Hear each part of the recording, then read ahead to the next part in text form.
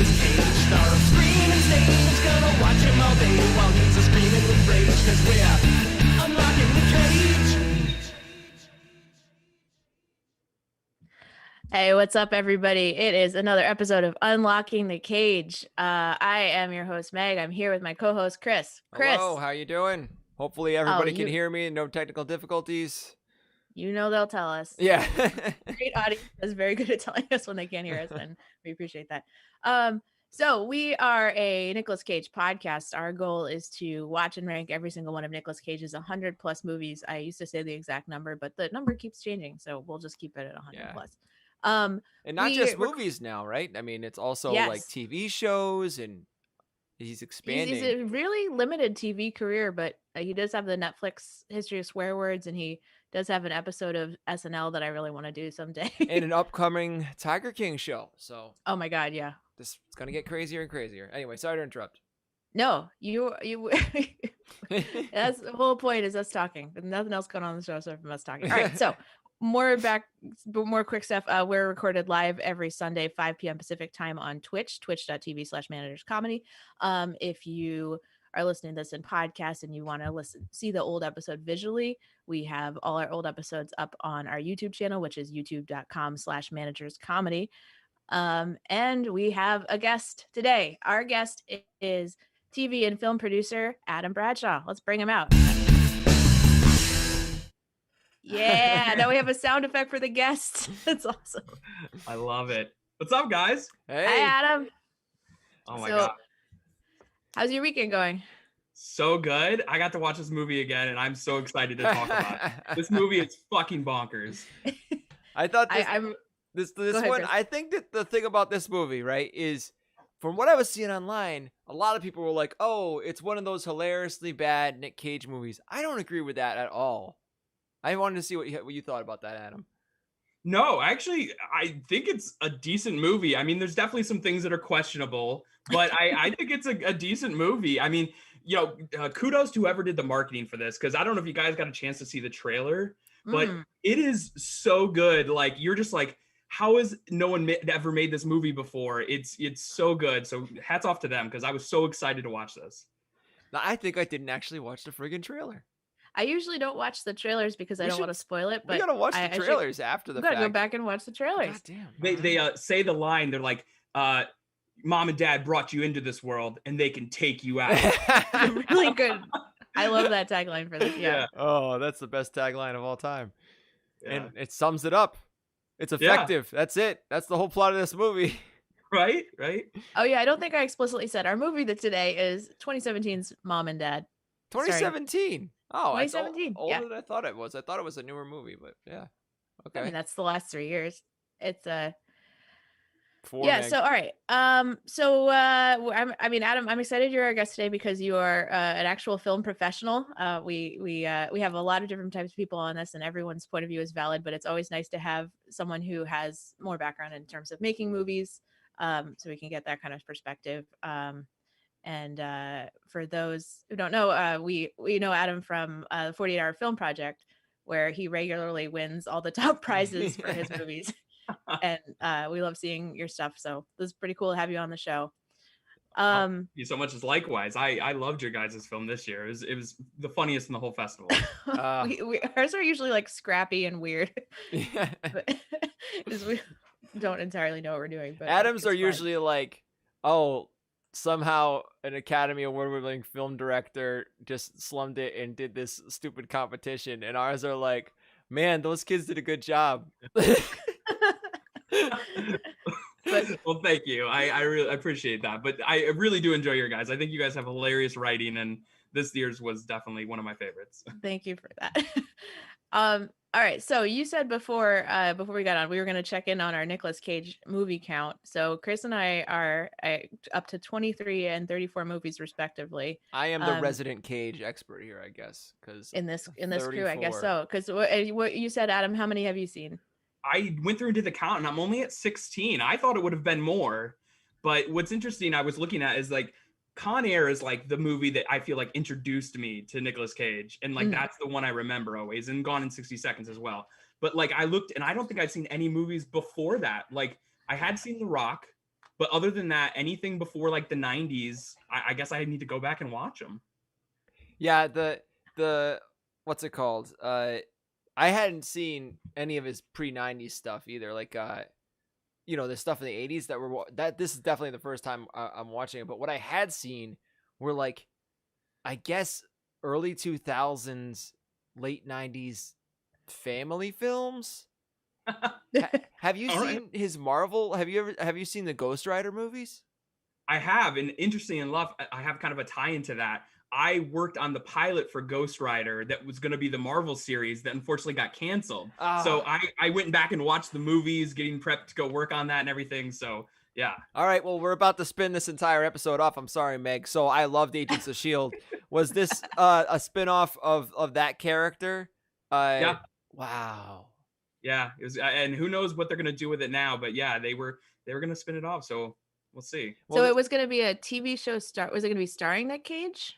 No, not Nick Cage. In the Shield, it's a different actor because the Ghost Rider has taken on different personas, I guess, over the time in the comics. So it was a different person who was the Ghost Rider at that point, I guess. Got it. Yeah, and they even put in the show a moment, and this is terrible that we're doing this, but it doesn't matter.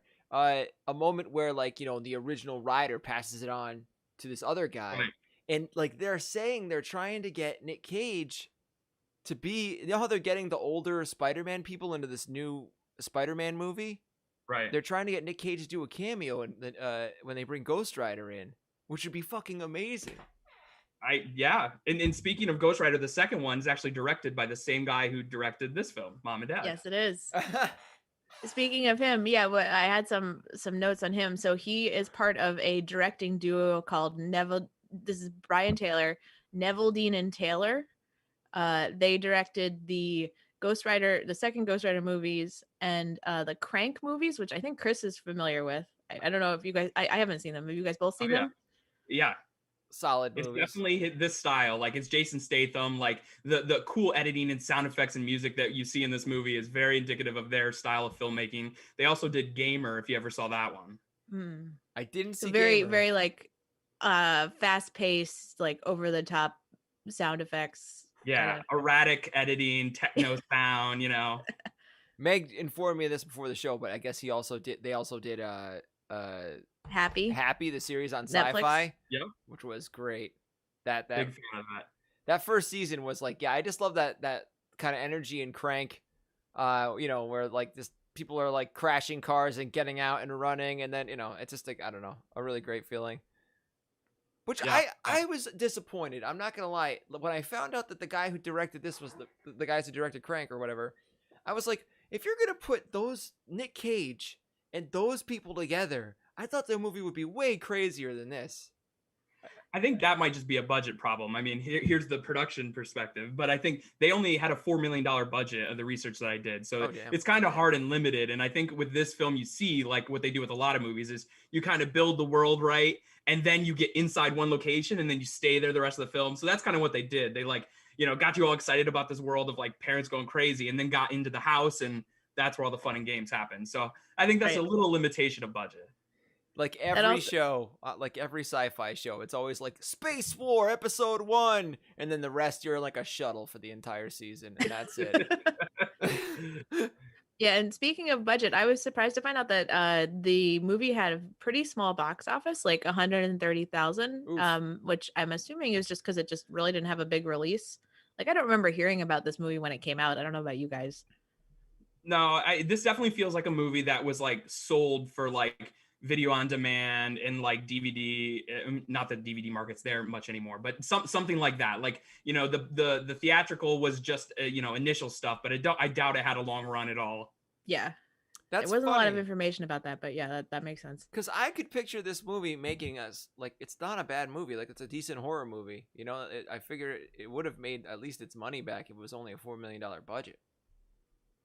It probably did. That's the thing. Like the distribution and all that, internationally, it probably made its budget back and more. Wait, now, all right. You might know this stuff. You probably do. How do they tally this up now? Like we want to find out box office on movies, but like now everything's on demand. Do they still count those numbers? Like, can they still say how much Wonder Woman made?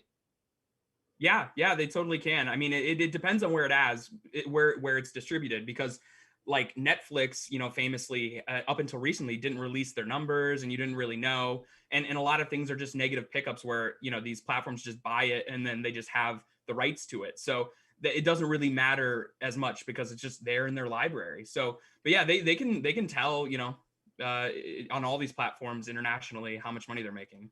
That's interesting. Well, I guess like we're gonna be moving past these days where it's like, oh, this blockbuster made $10 million its first weekend. Now it's gonna be like, we have no clue how much it made.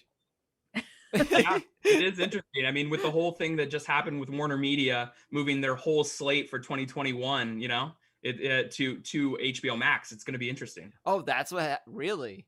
Yeah. Wow, that's crazy, man. We really haven't talked a lot about the movie yet, huh? Yeah, sorry. So, premise of this movie, for those who are watching this episode and haven't seen it, is that there's some sort of virus, or maybe it comes from the television. It's unclear. We got to talk about that later. Yeah, that makes parents want to murder their children. It's unclear how long this lasts for because the movie ends pretty abruptly in the middle of it. It's also unclear. The one thing that is clear is that it's parents only want to murder their children. They don't care to murder anyone else's children. Unless you get in the way of the murdering. Unless you get away in the murdering. That's true. And that's pretty much it. And we have Selma Blair and Nick Cage as the parents. There's a teenage daughter and a 10-year-old son. And I mean, that's pretty much the plot of the movie right there. Yeah. They do not succeed in murdering their children. Yeah, and they spoiler alert. Yeah, spoiler alert. They don't win. So, oh my gosh. Yeah. And director John Waters, he named this one of his favorite films of 2018. So nice. This movie is crazy. Yeah. I didn't expect it to be as dark. I was going into this thinking, oh, it's going to be a horror comedy movie. That's not, there wasn't a lot of comedy in this film. It was just pretty dark. I mean, unless you have a sense of humor, you just kind of. I think it's not a straight horror. Definitely, there's enough weirdness and comedy in it that it's not like Cabin in the Woods either. I had a question about the opening credits. It said music by Mr. Bill. Who the fuck is Mr. Bill? So I looked this up. All right, cool. Yeah, because I was curious too.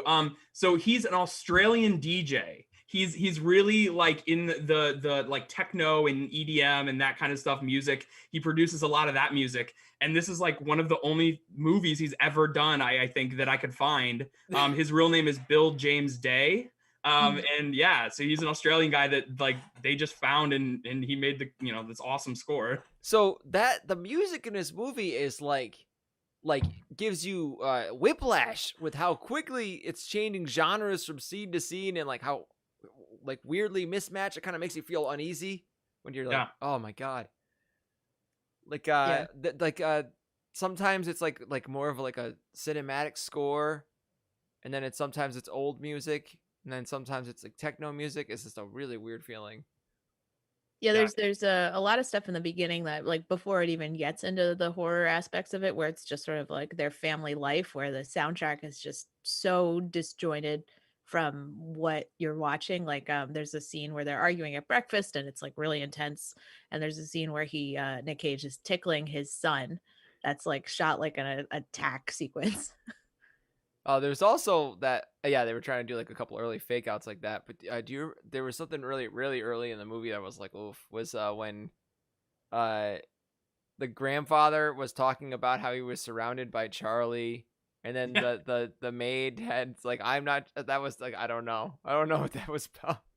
Yeah, there's some questionable writing choices in this. Some of the lines and characters that are made. Yeah, the maid character, and then also the dad of the boyfriend character. They just are sort of.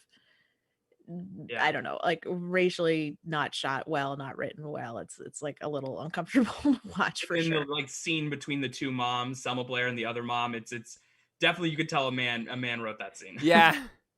That was a weird ass coffee scene when they're having coffee together and they're having that conversation and all the weird slang they're throwing around. I'm people don't talk like this. This is a weird one. You guys remind me, I don't actually remember that scene very well. Oh, you don't remember? They were just kind of talking how like a guy, like you said, like how a guy would imagine two women talking Yeah, together. she was talking to her about she thought her daughter had stolen money from her. Oh, that's it. And Okay, they were got just it. kind of complaining about their daughters. And I forget. She said like a really Oh, like, oh, crazy I wish line. her, like, one day her tits are gonna sag too. That's Sometimes I look what at it her, is. Yeah, I'm yeah. like, but oddly enough, passes the Bechdel test with flying colors. This film. Yeah. That scene was weird. The what's it called? The part with the Nick Cage attacking the kid. Yeah. And that whole foreshadowing. How about the kid finds an undisclosed whatever it is injured animal and puts it in the back of the guy's Trans Am? Right. I- like it's the whole first, like, I don't know, third of the movie maybe is all about sort of setting up this family relationship and like how it really sucks to have kids because they just like fuck with you all the time. Like it's like the kid that, you know, the son is throwing a dead animal in the back of your car, or your daughter's stealing from you and they're, you know, they don't respect you and they fight with you all the time. And like that's pretty much the setup of the first part of it. Yeah. The Trans Am thing is interesting. Because like we have this, we do get a lot of backstory on the parents, like sort of like who they were before they became parents. And that car is a big part of it for Nick Cage's character, right?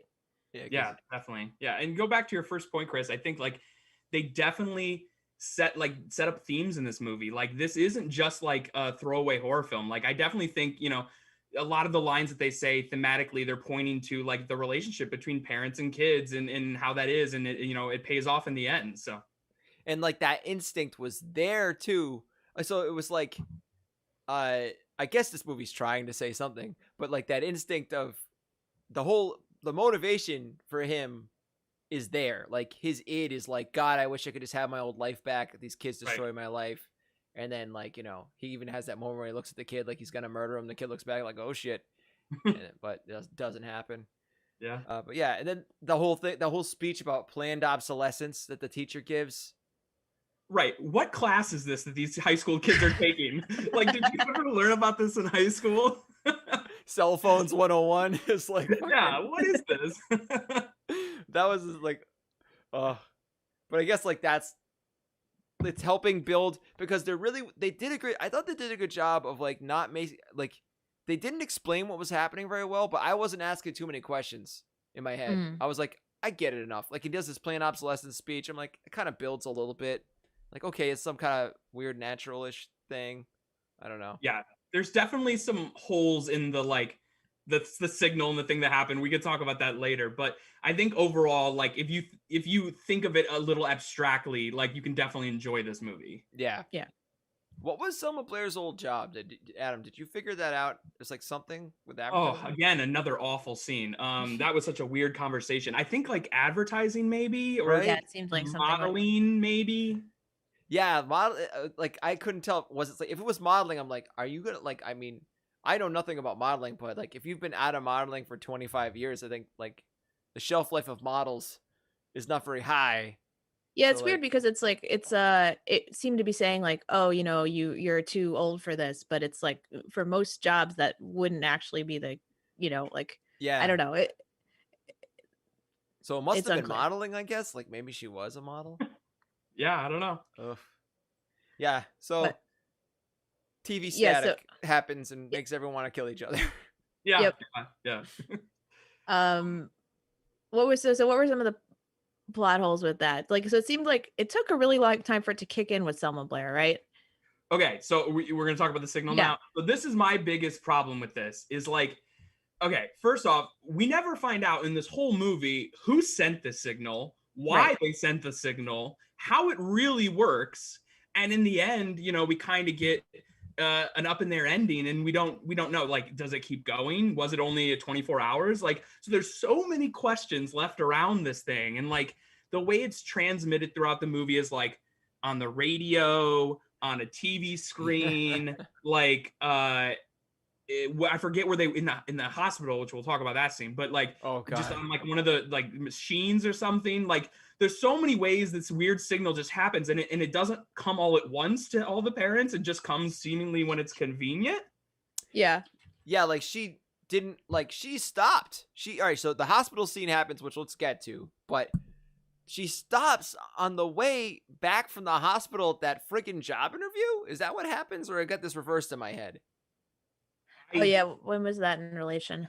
I I can't. think she finds out about that after that, right? And that's why she runs the hospital, I think. Oh, okay. It makes more sense, yeah. That makes more sense. Because after the hospital, she's pretty distraught and she just goes straight home. But everybody is like trying to get to their kids. Like those people are like busting down the gates of the school, like trying to get directly to their children. But she's like doing other things in between hearing the signal. And, so yeah, like what are the rules here? Yeah, like do they want to kill them only when they see them? Or is it like just this inherent, like, I have to find them and kill them? Like, that's unclear. Like, it does feel like it's like I have to find them and kill them because all those parents came to get their kids at the testing center, right? Well, she had a high resistance, I guess, because she did, yeah. There was that moment towards the end, too, where she comes to for a second. She's like, you don't want to kill your kid. So, yeah, maybe that's exactly it. She just is resistant for some reason.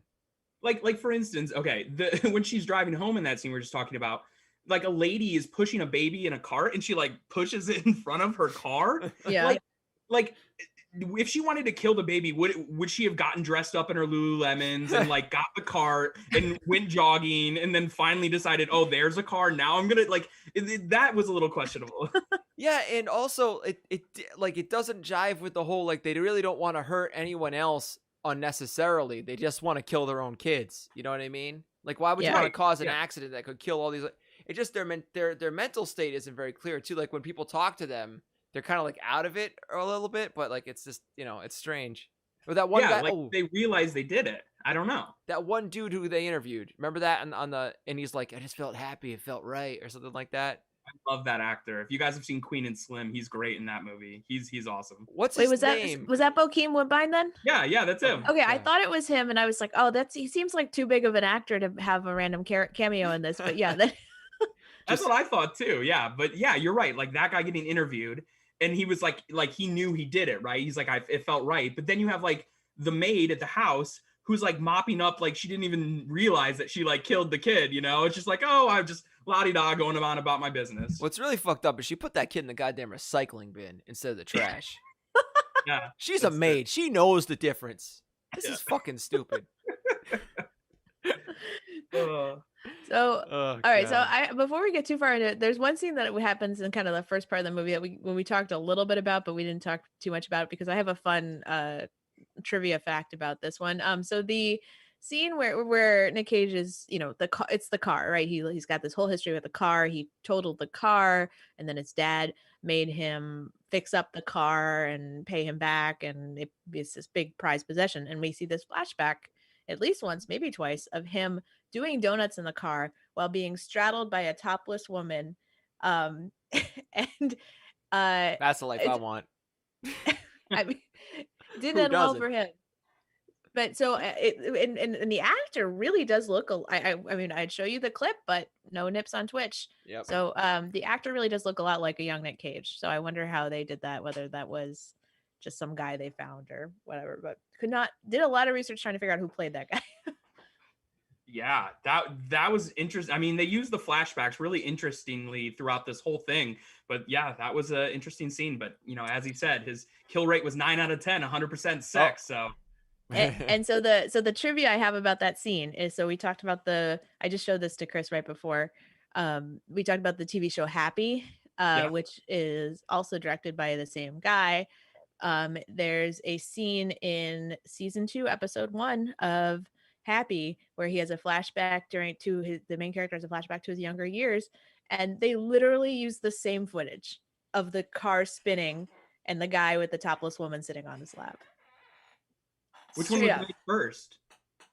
Great question. I think it was around the same time. I think Happy it must have been the same year. No, Happy didn't come out till after we moved to LA, so I think it's 2018. That's my guess. I'm guessing that it was Mom and Dad first because the clip is longer in Mom and Dad. Huh. Also, the car is like more of a thing in Mom and Dad, and he doesn't really have that car in Happy. Yeah, it's I'd more of like a throwaway he just thing. like reused that footage. Yeah, that's pretty funny. I mean, it's an interesting shot, that's for sure. Yeah, and for the podcast audience, we're showing it right now. No, we're So many not. boobs. Oh, I wish you could missed see it. Chris is actually reenacting it. You're missing it. Yeah. Yeah, I went back to Chris's office, and it's no one wants to see that. Yeah. Anyway, all right. So we move forward in the movie. All we have deployed angry attack parents. Maybe we And, should watch. We got a couple Oh clips. yeah, we got any early clips, Chris? Yeah, we got the well. There's the whole thing like before they go to angry attack mode. Well, first there's this clip where was it after angry attack mode where he gives the speech about kids these days? Yes. It's before, yeah. Oh, okay. It's before. Well, here's him talking to his children in the morning. The things you've seen on the internet. Mouth to dildo, dildo to ass to ass. Hi, Brent. Anal beads.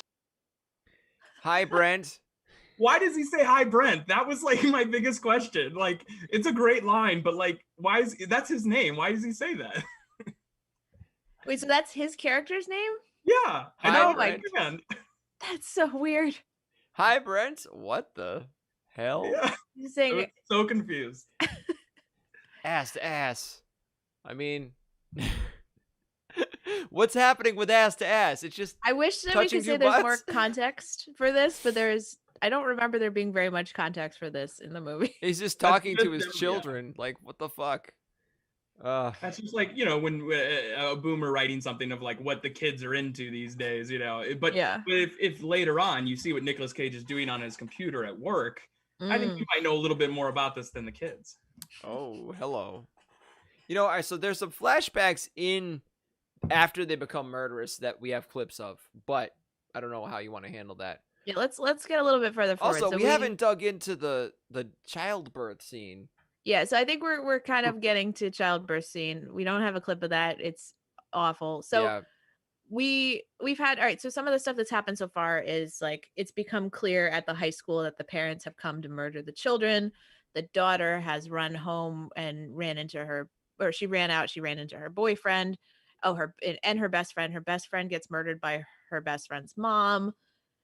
She runs into her boyfriend, and they're all sort of converging at the family house. But meanwhile, Selma Blair, who has just come from this job interview. And don't, not the boyfriend network has to interview. kill his own dad. Yeah, Oh, no, and yeah, the that whole boyfriend has to part. kill his own dad. There's a lot that goes on. Yeah.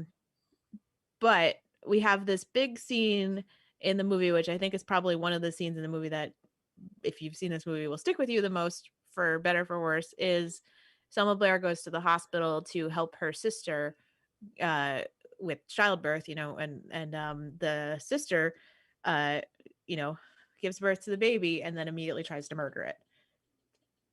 And And then everyone's speechless. That's kind of it was very uncomfortable the first time I watched it. I thought like with most films, I was like, oh, that's a clever like thing that they're just gonna hint at, right? Like, because like a mom, having a baby, like I thought they would just give us kind of a nod to it, but like to be that graphic, I was like, wow, I did not expect that. And she's like trying to run away with the baby, but she can't because it's attached to the umbilical cord. And then someone goes snip, and then she can make it.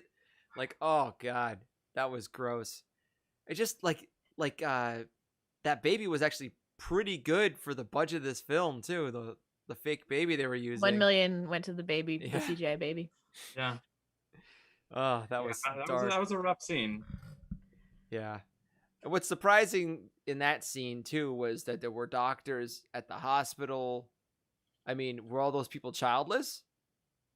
Yeah, they not decided they were gonna leave and go find their own children. Right. Like, Yeah, I I mean, guess- like Adam said, it hits people when it's convenient for the plot. yeah. Maybe they adopted their kids, Yeah. I don't know. Adopted kids. See? Now that I thought they were gonna say that the rich lady, I thought that she was gonna be like her stepmom or something like that. But no, unfortunately not for her. She got choked. That would have been a good like thing to put in, a good joke. Like somebody like is scared of their parents and like it's not actually their parent and that's how they find out. She's like, I'm your Oh, stepmom, yeah, that was- idiot. oh man, missed opportunity, Adam. Wow, that's a good Right? one. And they do have kind of a thing with the childbirth scene, because they explain going into the hospital that the boyfriend with the sister who's about to give birth is not the father of the kid, and Selma Blair's like, don't worry about it, this is complicated. But so I think Or that like they didn't do something like they could have done something where the mom's trying to kill the kid and the dad's like, what are you doing, honey? Why are you doing this? And then the mailman busts through the door and like tries to kill the kid too. That would have been so good. I think that's if they'd gone like a little bit more comedy with this. Yeah. But then you had all the dads in the hospital staring down their baby in like the newborn unit. That was like, gross. Oh my God. This movie really sticks with you. Oof. Yikes. That's a rough moment. So yeah, they're converging on the house basically after that terrible scene. Did we miss anything? And before we get all the whole family back together, did we miss anything from earlier in the movie that you guys want to dig into? I just think the scene at the school is really interesting. I mean, that's definitely building the world and like probably the most expensive scene because they have so much background, so much action going around. And I just like can imagine like, you know, when they had the first conversation with all of those adults, the background actors explaining to them like what they're doing. Like you show up that day, you know, you don't really know in your background, you know, what you're doing. Yeah. And they're like, okay, we need you to act like you're, you know, you want to kill your kids right now. Like, I'm sure some parents were like, oh, okay, yeah, I know this. And then other parents were like, wait, what? What are we doing here? That was a real weird scene because, like, they're evacuating all the kids to where I don't know what they were trying to do with those kids. They're like, get out of the building. But, like, the building's safe. Like, why? Like, what's going on? Like, why? It's very unclear at what point people realize what's going on. Because, like, yeah. Like at what point the teachers realize what's going on. I don't know. Like that evacuation scene was a little confusing for me. I mean, yeah. Sure. And in the world we live in now, like, you know, I'm sure there's a lot of emergency procedures for things that happen in schools. Yeah. So like, it seemed like they didn't know what the hell they were doing. And like, they just ran everybody outside to stand against the gate and then inches from their family. It was the weirdest thing. And then once the parents get in and they're on the football field chasing all of these kids, oh my God. I just love the security guard who like goes like crazy on one of the moms. Like he's just like, and like tackles her. I told you to stop. And then like, like, he just keeps hitting her. She's down. Yeah. Oh my God. That part. It's a fairly violent scene. And it not just makes them murderous, it makes them super powerful and strong. Like, like they could take a taser, they could take a bear spray to the face or whatever. It's like, why are they so strong? Why is the woman who just gave birth stronger than all the doctors around her? Like, what, you know? Right. Why can't they stop her? So that part was a little unbelievable too. Yeah. So, one thing I want to talk about before we get to the kind of in the house, because it kind of plays out, is just like, why is Nicolas Cage so mad at the girl's boyfriend? Like, oh yeah, like what is that relationship? Like, I feel like we needed a little more backstory because like all he says is, sweetheart, you're not seeing that boy. He's a junior and you're a sophomore. And then like, that's like all we know is that like, he just, you know, it's that stereotypical, like dad doesn't like the boyfriend, but like, why is he so aggressive towards him? And also a junior and a sophomore is not a unconventional age gap in high school. I think he's projecting himself onto the guy. Like he's like, I know what I did at that age, and I don't want my daughter to be boobs in a convertible. Sure, yeah. It's pretty clear that Nicolas Cage's character is totally unhinged before the whatever the inciting thing is that makes him want to kill his children. Like it's, you know, we have this flashback, which maybe is a good time to show this actually. Yeah. With him, one of the craziest scenes in this movie is in flashback. It is not a current killing your parents scene. It's just him deciding he wants to build a pool table and then changing his mind. So I have that in a compilation clip, but I also have this little speech that he gives. Or two.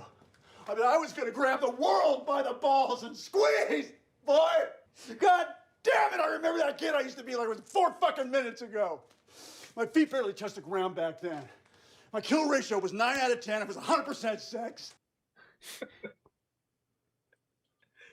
Oh my God, what a line. But wait, 9 out of 10 is not 100%, Nick. Yeah, that's true. That's a good point.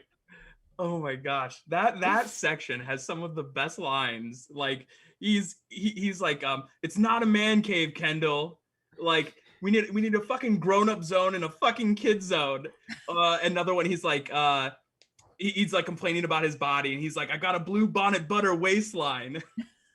Yeah, that whole thing, like they wrote it. I think somebody wrote that for Nick Cage, like to kind of like, because he always says weird shit like that, or maybe just who knows. There's a lot of weird dialogue. Do you have the scene where he aggressively sings the Hokey Pokey? I do have that. But it's gonna be in other stuff. It's gonna be in some other stuff. So let me see if I can skip. I'm just gonna mute it for all. We'll see. Oh man, yeah, he's definitely let off his leash in this movie. I feel like who has more fun than Nicolas Cage like right now in movies? Yeah, he's getting some good fun stuff. Let's just watch the whole thing because I think it's all flashbacks. You talk about a pussy magnet. Dad. Shit magnet. Oh no, not this one. So helpful. Like father, like son, right? But if you ever touch that car again, I'll fucking kill you. Yeah, you put your right foot in, you take your right foot out, you do the hokey pokey and you fucking work it all out. Yeah. Oh my Yes. god. So it's like the big theme of this movie is just sort of like two people that have suddenly found themselves in middle age with children that hate them, and sort of reckoning with that. And like Nick Cage is having his midlife crisis where he wants his pool table, and He painstakingly constructed that pool table only to. oh my god, this is a hand built pool table. Yeah. He just couldn't get it level though. He could not get it level. Oh. The amount of times he leveled that and re-wedged it. It's a montage of him, like with great care, constructing a pool table, and then just destroying it. Yeah. That's what the hell. And I do feel like when you're writing a Nick Cage movie, especially in the late 2010s, like you're basically like you can do like a fucking Mad Libs thing about it. You're like, all right, he aggressively sings blank, he like yells this word, like I think that someone was like, all right, have we had him do the Hokey Pokey yet? All right. It's like public domain only. It's Pete Cage. It's he's having so much fun. I mean, like the scripts that he's been picking recently, like are so they're really different than what he did earlier on his career, and it's he's just letting it all loose. Yeah, and I'm very excited for like he's got a couple really interesting ones coming up too, like the one where he plays himself, The Unbearable Weight of Massive Talent. I'm very excited about that one. Yeah, Willy's Wonderland. Willy's Wonderland. Yeah, he's next month. And he's getting Pig, himself have you guys back heard in about that? shape. What? What'd you say? Pig. Wait, tell us about Pig. I don't know what Pig? Pig is about. He's like like the pigs that like do truffle hunting and stuff like that. Like I do with that where he like trains them. Like I don't know too much about it, but definitely something. I think it's coming out this year. It looks crazy again. Here's the blurb I found online. Its plot follows a mushroom forager played by Nicolas Cage whose beloved pig goes missing. Oh, it's John Wick, but with pigs. I think so. Yes. Oh, this is what I wanted. It is a drama though, so it may not be as John Wicky as much as like. Damn it. I'm trying to think of a comparable movie, but yeah. So, but it's interesting that you say that because like very recently, like our last episode we watched was USS Indianapolis Men of Courage 2016, so just a year earlier than this one, and there is no Crazy Cage in it. He plays like basically like he basically does like a Tom Hanks thing during the whole movie. The script is very boring, and so it's a hit and miss thing. Yeah. Well, I wonder like when the transition was, but when he suddenly got to do more interesting movies. We had like Mandy, right? And you have the new one, Color Out of Space. Yeah. Those ones are both very kind of like off the wall, left field things. I wonder if like I've heard Color Out of Space is very disturbing. It's hard to watch. Yes. Okay. Jesus. We have someone booked for that. So I might sit that one out. We'll see. Rachel Andelman, if you're listening to this, I'm sorry I haven't reached out to you yet. It's because we're scared to watch the movie. Anyway, so they're converged on the house. They're murderous. Nick Cage and Selma Blair have gone crazy, and they're trying to kill people. and the boyfriend tries to save, and he gets face slammed against the ground real hard. By like a WWE wrestler. Like He does like a What is that? Yeah, he's like slow mo, and then hits him down. Like who hits like that? he was summoning the thunder, and then boom, Yeah. like calling it down. It was pretty crazy. I'm trying to. we will. What you got a clip? I think the clip we have is of when he trips on the car. Yes. This is when he's chasing him and he trips on a car.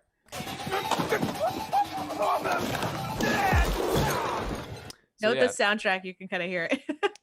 Yeah. And the reason we pulled that clip is because we want to see, it just reminded me of a commercial that one of our friends did. So we just wanted to. Very unrelated, but this is the commercial our friend did.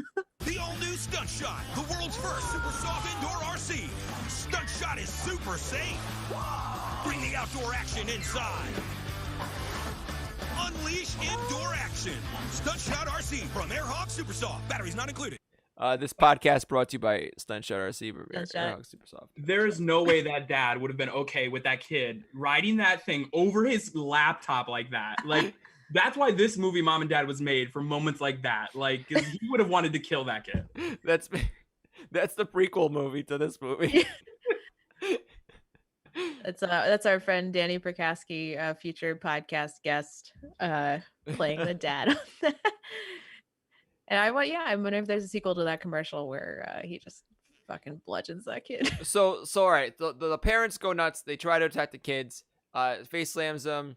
They trap them. The daughter the daughter finds her brother, and manages to get. Oh, also we didn't talk about the maid is down there. Kills. Oh, all right. This is what. Yeah, I want to get to what Adam had talked about just before the show. You mentioned something. This is a great observation. Yeah, in this moment, like when, my girlfriend Julie and I, when we were watching this, like we kind of put this together and we were like, whoa. So in this moment, the kid goes upstairs, he tells his sister when she finds him under the bed, like, hey, like I got to grab my backpack, right? So you're like, okay, got to grab his backpack. So he grabs it and brings it downstairs with him. Now, later in the movie, the dad, when he's going crazy, goes upstairs to try to find the gun that he has now and that the wife doesn't know about under his bed, but it's missing. And then the wife gets shot from the kid who has the gun in the basement. But you're not really thinking about it because, everything's going so fast. But if you kind of put it together, you're like, wait, that means the gun was already in the kid's bag, like in his backpack. And you're like, why is that? And the thing you don't think about, the girl goes to school that day, but the kid stays at home. Like, he's not sick. Like, why was he staying at home? Was it a weird day off for him? So, like, we were just kind of extrapolating on that and like, did he get in trouble? Was he suspended for something he did? Was he going to bring this bag with the gun to the school the next day? Had he already brought it? Yeah, like what? Oh boy. We do see the kid playing with the gun, right? Like we see like a little flashback to him playing with the gun. Yeah, why did the kid have a gun in his backpack? This is for those who haven't seen the movie. This is like a 10-year-old. This is not like a teenage boy. I would say he might be younger than 10. I'd say. Yeah, you're right. Yeah, that part was like, whoa. I guess it was a joke, but it was also like, yeah. Now that when Adam said that, I was like, oh no, that's fucked up. It's so fucked up. Ay. The part with the gun I thought was like, so they have a gun, I feel like the tables have turned at that point. You can end that situation real quick.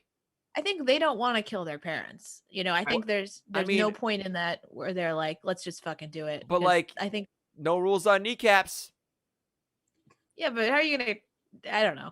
Have a 10-year-old kid shoot someone in the kneecap. I guess this is where the movie decides to start getting realistic. It's when the kids make a lot of questionable choices. I mean, like, I get running to the basement, but like, also like, none of the kids really like throughout this movie ever question why this is happening, right? They all just kind of like run into their parents and get killed. They're never like, why are you doing this? Like, they never talk to each other and say like, what is going on until really the end. And also like, kids that age, like all of them have like a cell phone attached to them, right? So once they got in the basement, like, you're telling me that girl didn't have a cell phone to call anybody or like do anything? What's weird is a lot of times kids outnumber parents too. like not everyone just has 2 kids, so they're at a disadvantage in a lot of families. Why didn't they show us some of that? Kids The, are like the you know, Duggars. I want to see the Duggars' house when this happens, and they're just like, "What are you joking?" And they just fucking take them out. That's good. That's like the line that the boyfriend says. His dad, like, attacking him, accidentally kills himself, and like a questionable scene because you're like, has this guy done this before? And it's weird. But he says, like, in a moment of levity when they're holding the mom in the closet, he's like, "Oh, good thing my parents got divorced, so I had like better odds." Yeah.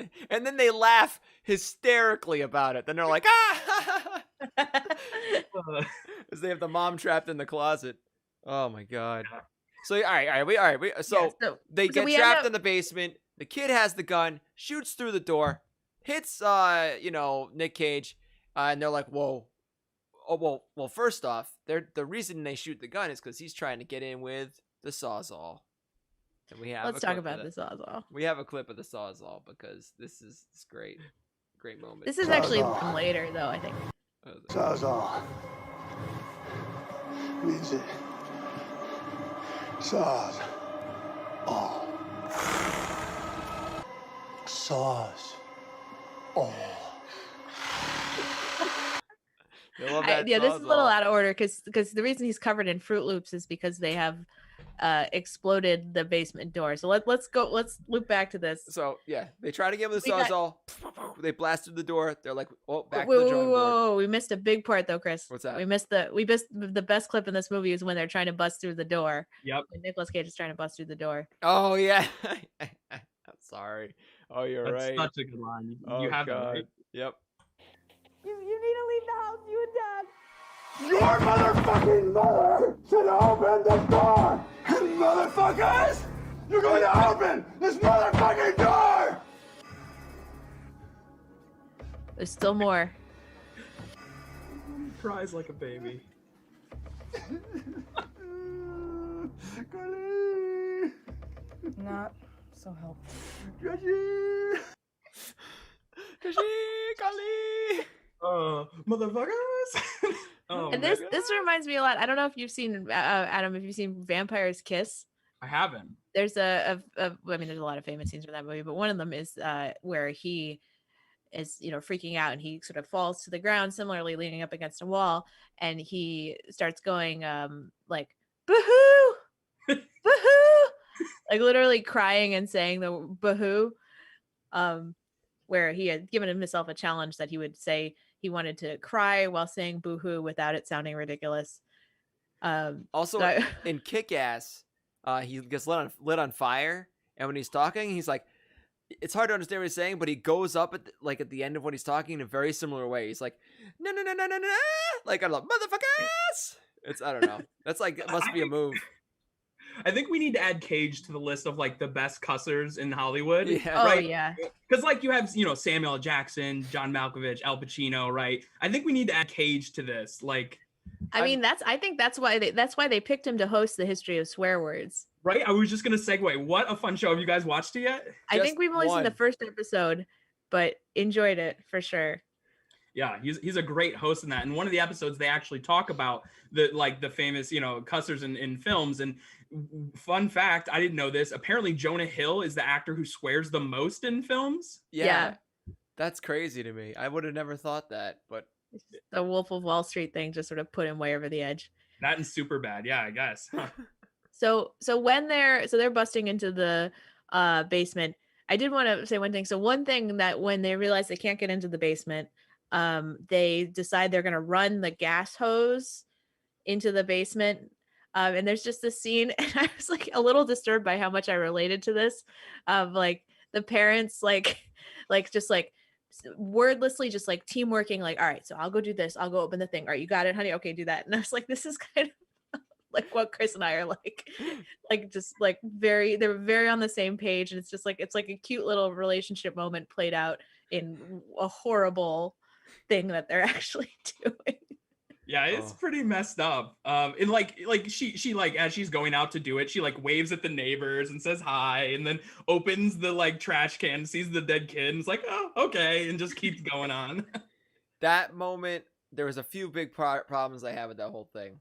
One, they take the hose and they go from the stove, which is in the kitchen, to the window outside of the basement, when they could have just easily, put this under the basement door, which is right next to the fucking kitchen.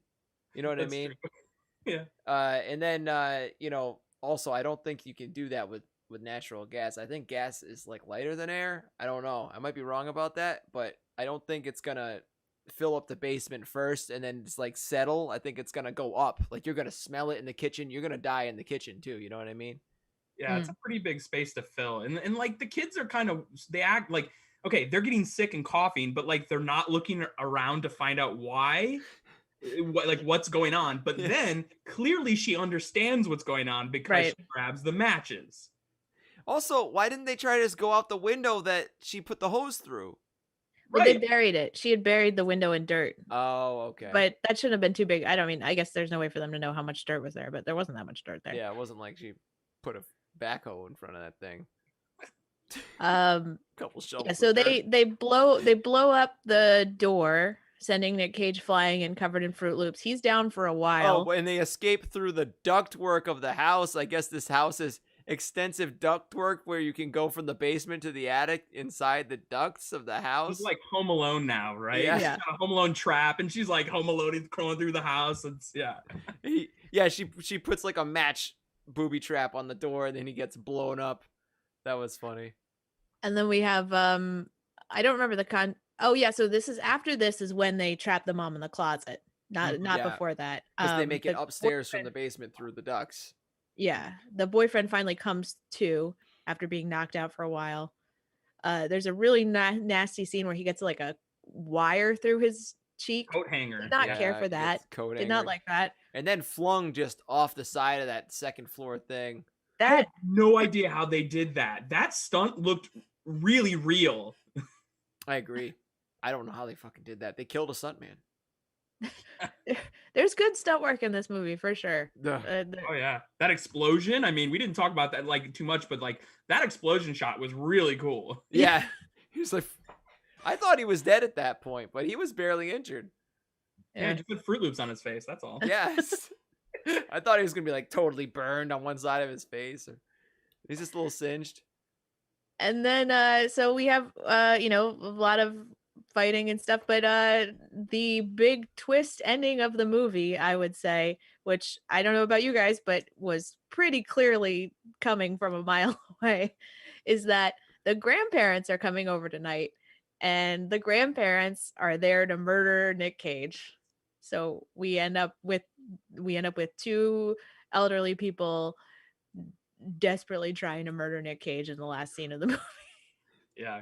Credit to the writers. That's a brilliant comedic tension break in that moment. Like, yeah. And you're right. You see it coming earlier on, but like you kind of forget about it. And when it comes back, like it's a great payoff. Yeah. It is good. Yeah.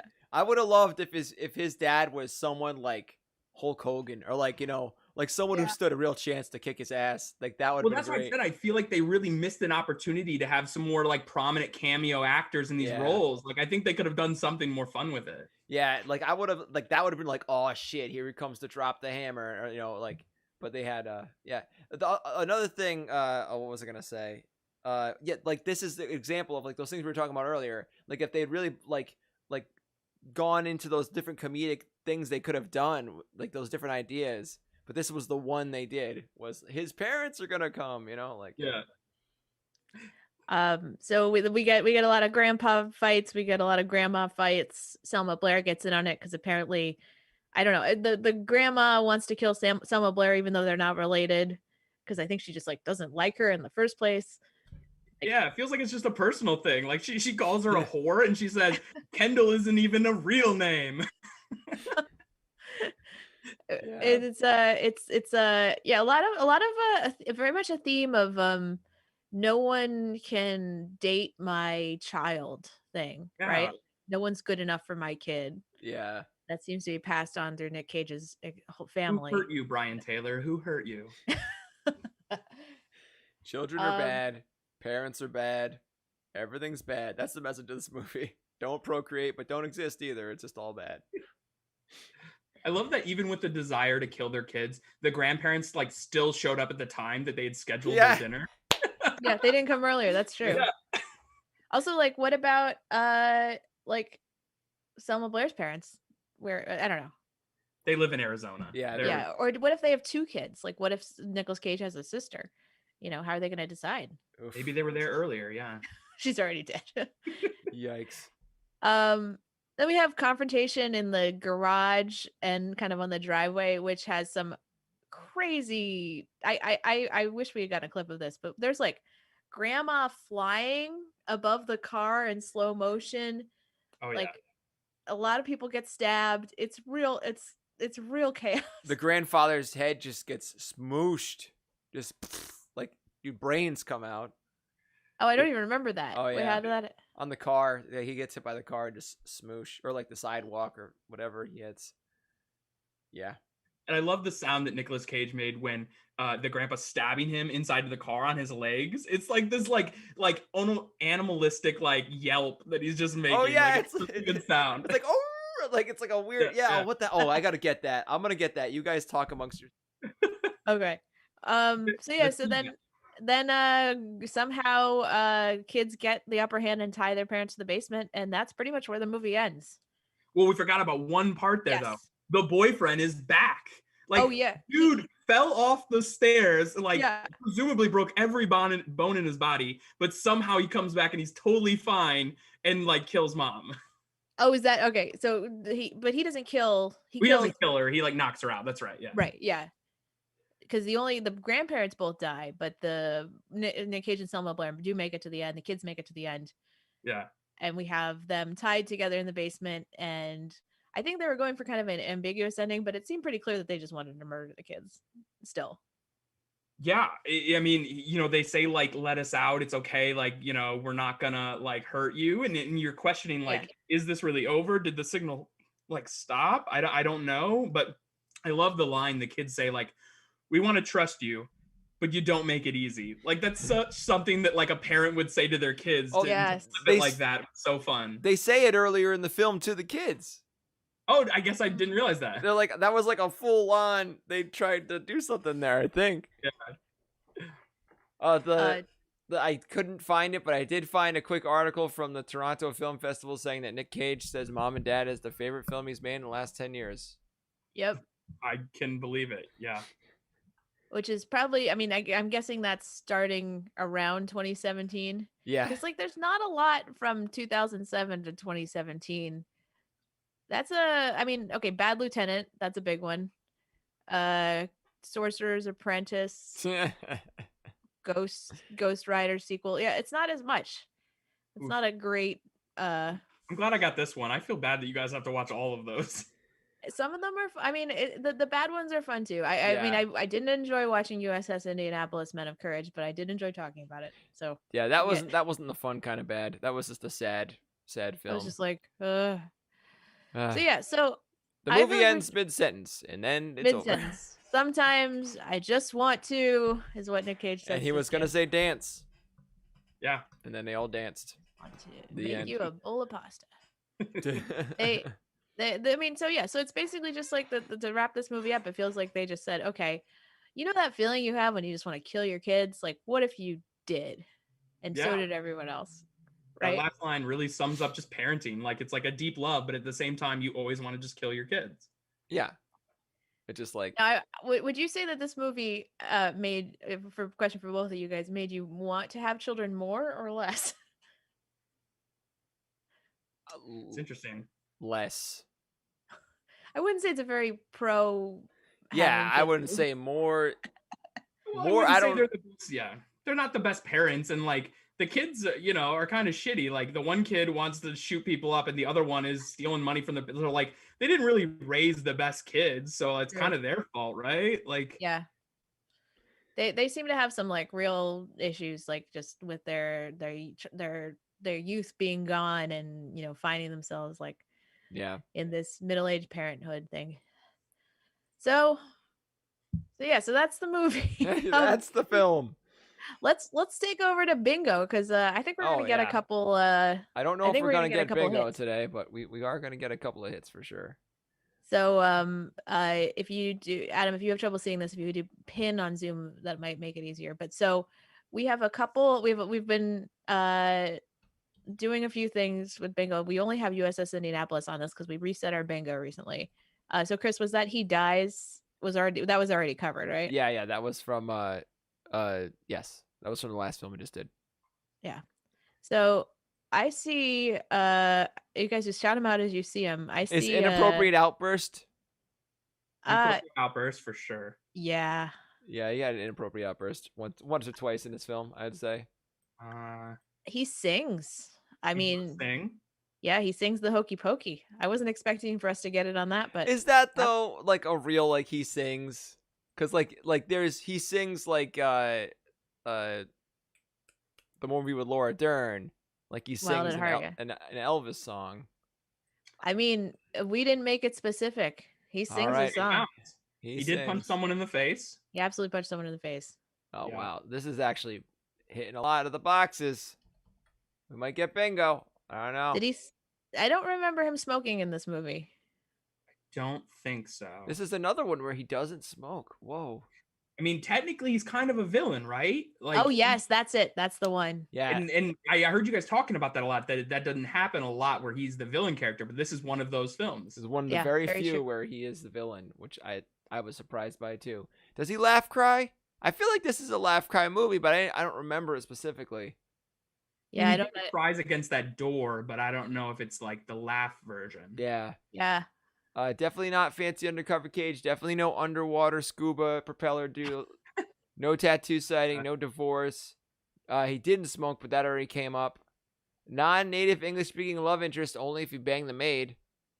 He did. Does the car scene with the boobs, does that count as the sex scene? No? Yeah? Ooh, shit. I'm gonna say no. I feel like that's a more strict definition of sex that we have on this. He does manual labor building the pool Oh table. my god, he does do manual Oh, labor. Holy shit. Oh man, this is a That big wasn't. one. I don't think that was our intention for that, but I think it's valid. Man, we're Let's- like, if we watched Vampire's Kiss after this, we would have got a Four Corners. Yeah, seeing a Man. therapist in cockroaches. That's crazy. Oof. Man, All right. It might be a stretch, but history of addiction, like addiction. Is he addicted to porn and sex and that kind of? Because he's on his computer at work. Some might question that is an addiction. Oh yeah, he fell asleep in front of porn. We didn't talk Yeah. about that. He fell asleep in front of porn on his computer. at He work. absolutely did. I'm gonna say no for that one. I think that's a more strict definition of addiction and less needs to be more explicit. Oh my god. But I think we did pretty good, guys. I think Yeah. we did really, really good. We're Got a getting lot. there. Wow. There wasn't a car chase, right? I mean, no, there was no car chase, but there was like car There's fighting. car action. Yeah, there was Crashing out of the garage. car action. Yeah. All right. Good job, guys. Good bingo. We'll put the bingo up on the Instagram for people to see later on. So we're gonna skip the trivia section because there's not a lot of trivia on this, and I think we've said everything I had. And let's just go straight to ranking. All right. The cage. Here we go. Let's rank this cage. Oh, I gotta hide that bar. All right, no more Let's formula hide bar. this bar. Boom. We're good. So it sounds like, Adam, you've listened to a couple of these episodes, so you have a basic gist of how this works. Yes. Out of 10. And our first category is the cast. So how excited, how well cast was this movie? How excited were you by the people in this movie? Well, I love the Selma Blair casting. Thought that was great. I think Nicolas Cage fits the role pretty well. I like, seeing him as like a midlife crisis dad. So those two are great. But I think I have to deduct points for the grandparents. I feel like they really missed an opportunity there. It Yeah. could have been something more. So like a 7. 7. All right.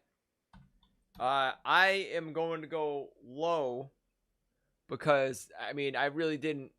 I wasn't when I saw like who's in this movie. I wasn't like, oh okay, this is gonna be like a really cool film. There was who was the guy who played the teacher? He was someone. Yeah, he's been in stuff. Yeah, what the hell? Anyway. Oh no, you know who that guy is? He is in. This is funny. He is in Happy. He plays Santa Claus. He plays a murderous Santa Claus in the show Happy. And now I didn't know that the director was the same at the time. So yeah, I'm gonna give it a 4. I'm like, meh. I'm gonna give it a 5. I feel like I don't want to punish movies as much for like not having as many big stars in them, because I do think this was pretty well cast. Aside from, I agree about the grandparents and like I think, but at the same time it wasn't that great. By the way, I just want to note that Chris and I are always pitching our ideas for spin-off podcasts, and we had some good ones for Selma Blair. We could have a podcast called The Blair Necessities or Selma Like It Hot. That would be our Selma Blair review. Okay, I got one to pitch you. Yes. What about it's Blair Witch Project, but it's like Blair but witch and then a question mark? Oh. Yes. Wow. Blair, comma, Witch Project? Question mark? Yeah, exactly. Do you guys remember Cruel Intentions? I feel like that's the first thing I ever saw her in. Yeah. That was a great movie. Sarah Scream Michelle 2. Gellar. She was in Scream 2? Yeah. When do you guys think Cruel Intentions was made? I'm looking this up right now. 1999. I don't know. 87. 99, Chris. Spot on. Boom. Nice. That's amazing. All right. So next up we have acting, non-cage acting specifically. So the other actors in this. Not great. Like I feel like, Selma Blair's good, but like the boyfriend, for all of his heroics, not a great actor. I really felt like he kind of fell flat, and the grandparents were and that teacher was his line about like you kids going to church or something, like it just was poor delivery. I gotta say like a 4. That's fair. Yeah, I'm right there with you.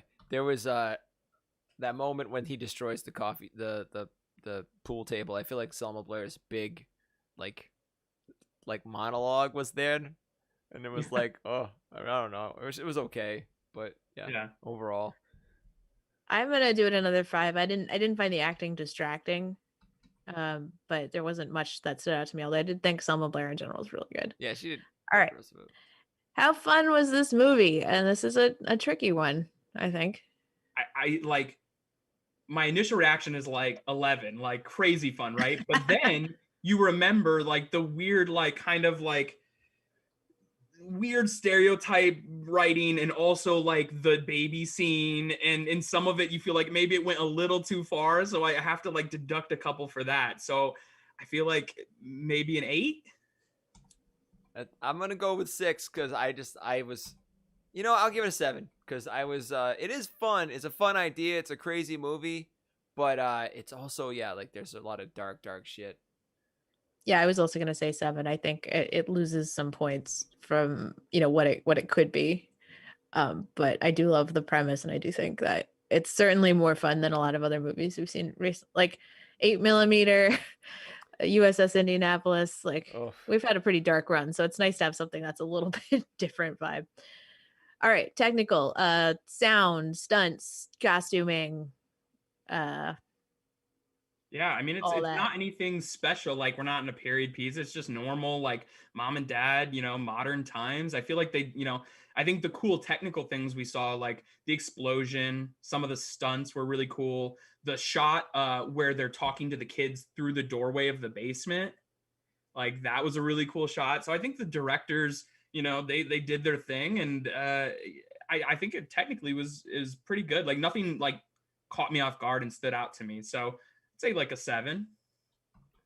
Yeah, I'm gonna give it 8 just because, like you said, like there was that stunt where they threw the guy off the second floor landing of that house. That was pretty good, and for what they had, nothing looked cheesy. So yeah, I'm gonna give it I think I'll give it an 8 too. I would say the 2 missing points are for the soundtrack. I did not love the super overbearing soundtrack choices they made. But other than that, I thought everything else was like pretty seamless, and like especially given the low budget of this movie, I think that's like they did a good job with that. Yeah, that is true. That is true. All right, overall, out of 10. Ooh, well, I think if you kind of average mine, that like I think probably like it's definitely not a movie that I feel like I need to see again. Like it's one of those movies where I feel like I like tell people like you should probably watch that once because it's like batshit crazy, but it's not one that like I'm gonna go back and visit a lot. So I think overall 6. I was also gonna say a 6, and I agree with your sentiment. I don't want to see this again. Yeah, I'm gonna go with 5. I 5. didn't dislike it though. I just trying to think of like recent ones we've saw and put it in perspective with those. All right, bonus points. Add or take away a bonus point for something you liked or disliked in this movie. We can just popcorn whoever thinks of one first. Definitely the baby scene. I feel like that went maybe a little too far. That's a -1 for you on that.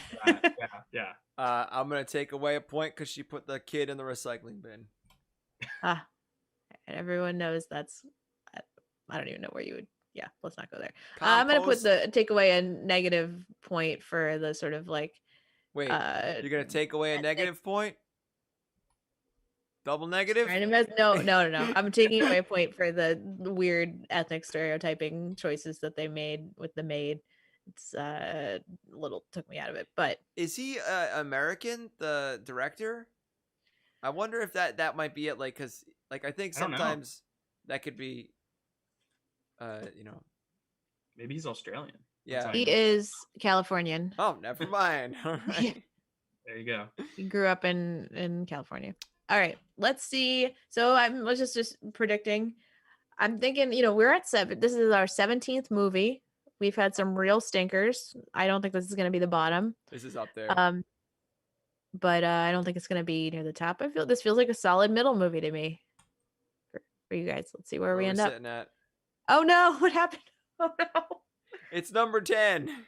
It's number 10. All right. I guess the display got messed up, but I'll figure that out later. Yeah, I'll just let you do it. It's number 10. It's number 10. It's Excel. 10 after 17. Mandy. Oh, okay. I definitely agree with. So I haven't listened to some of these episodes yet, but yeah, Rock and Mandy I think are definitely high up there.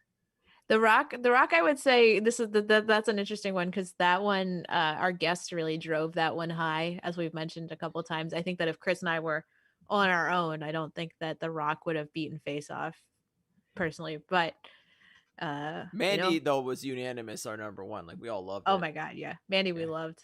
And I didn't expect to. Go ahead. Oh no, I was gonna say I didn't expect to, but I loved it. Yeah, I think one of my most favorite films of his that I think is really underrated, and I'm excited for you guys to talk about, is Lord of War. Oh, interesting. Okay, that was we do have that one coming up. It's a April movie. Yeah, it's like a legit good movie. I think I've seen it too, Meg. I just haven't seen it in a long time, but I remember it being good. It's like a good watch. Yeah. So do you have any thoughts on our ranking, Adam, based on what you're seeing here, ignoring the NA?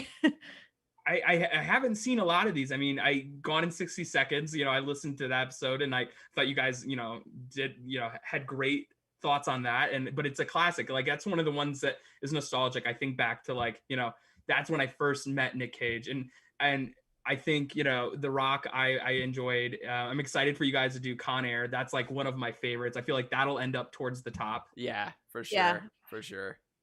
Although, what was there?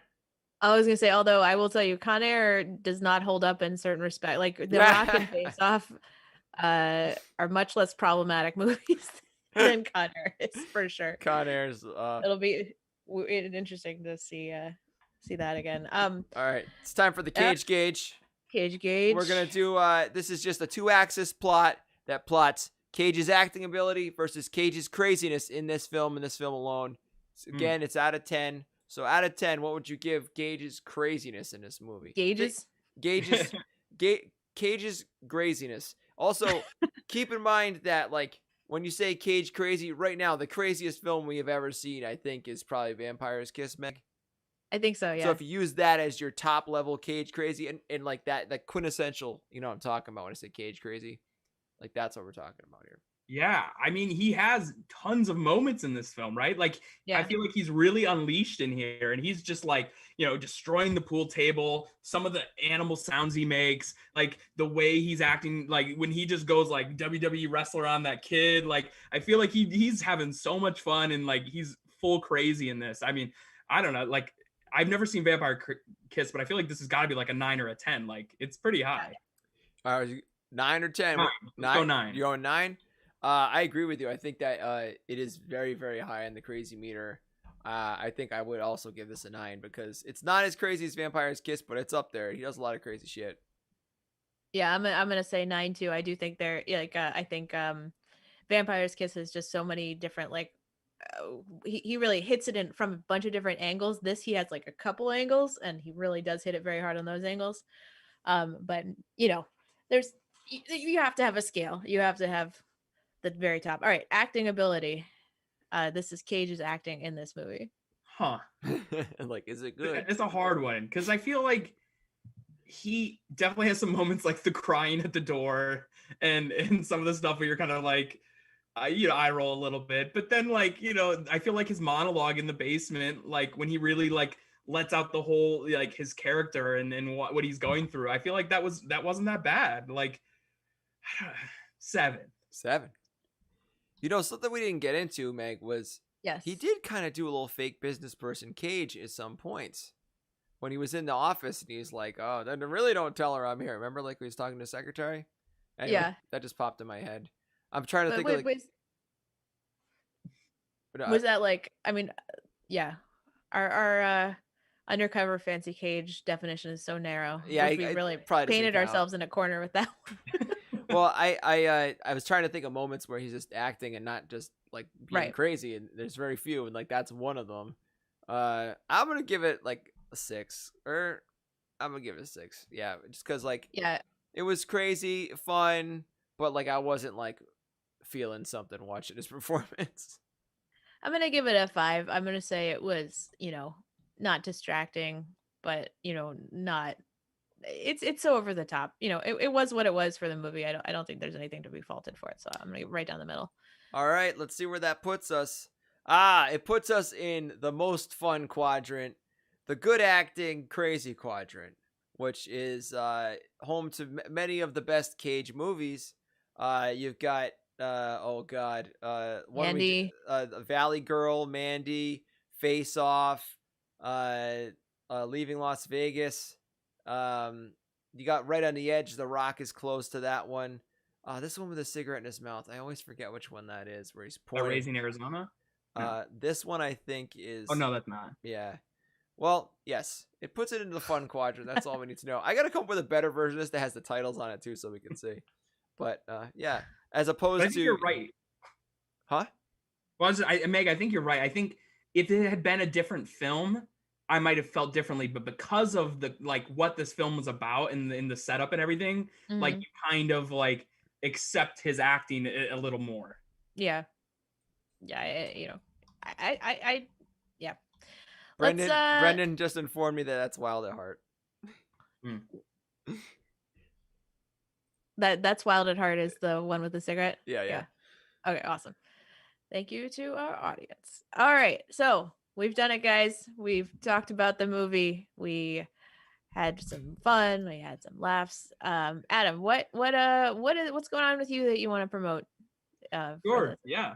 Well, right now I'm working on the final season of NBC Superstore. So if you guys get a chance to check that out, super fun show, and excited to see how the story ends on this one. Also currently developing a few feature scripts and getting ready for 48 Hour again. And I'll have stuff on my website in the future if you ever want to check that out. It's www.adam-bradshaw.com. Nice. And one of the things I've told you guys about, we can't really do it right now, but I'm excited once we can get back into bars, is I also run a competitive karaoke league.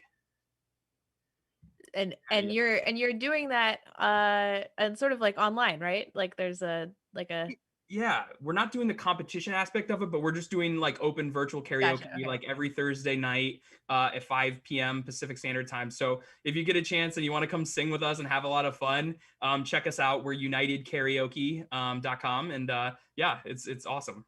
I'm very excited for being able to do karaoke in bars again, and I definitely regret not joining your karaoke league when we were allowed to go to bars. But I'm definitely checking out the virtual one. That sounds really fun. Yeah, we did a virtual karaoke with our friends last night, and it was really fun. Separately, I feel like we're getting there. We're getting so close to being like kind of the same thing. All right, so we got another episode next week. We're gonna be watching Teen Titans Go to the movies. Our guest is Nate Lopez, and we are going to do something a little bit different for that one because it is like a relatively short amount of Nick Cage in that movie. We're going to be covering some of his cameos as well. So we have his cameo in Grindhouse and also Never on Tuesday. So it's going to be a little bit of a different episode where we cover like a couple things at once. So that'll be a fun thing to see. I think we'll have a different scale or whatever. Yeah, they probably won't get rated the same as Leaving Las Vegas. The cameo from But in the meantime, if you're listening to this and you're curious, you should Google Nick Cage Never on Tuesday cameo because it's really funny to watch. We'll play it in the episode next week. So I think that's it. Anything else, Chris? I forgot. That's it. Oh, virtual improv Friday, 7 p.m. Fridays. Pacific. That's it. Thank you See very you guys much, all everybody. next week. Thanks for joining us, Adam. Thanks for having me.